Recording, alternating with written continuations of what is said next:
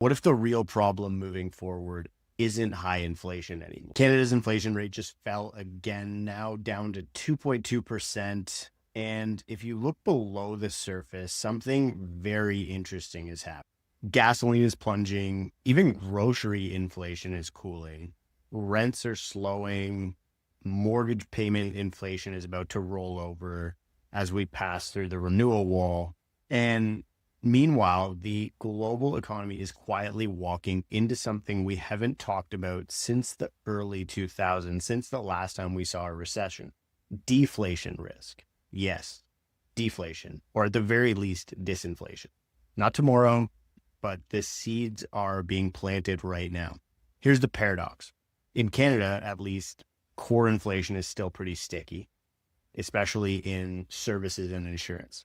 But the Bank of Canada still isn't convinced that rates should fall fast. But over the next year, the story may flip.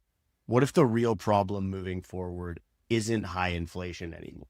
What if it is prices falling, margins compressing, wages stagnating, and debt suddenly becoming more painful in real terms? Canada is at a crossroads of three forces right now. Number one is a cooling domestic economy with soft GDP, rising unemployment, and collapsing consumer demand.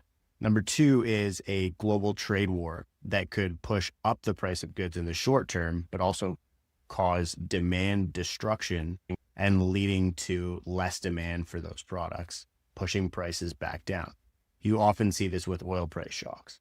And then finally, we have number three, a housing market facing its own deflationary pressure as rents and mortgage inflation start to normalize. And we just saw that the annualized pace of home building is down now 17% in October, which suggests that home building activity is likely to cool next year.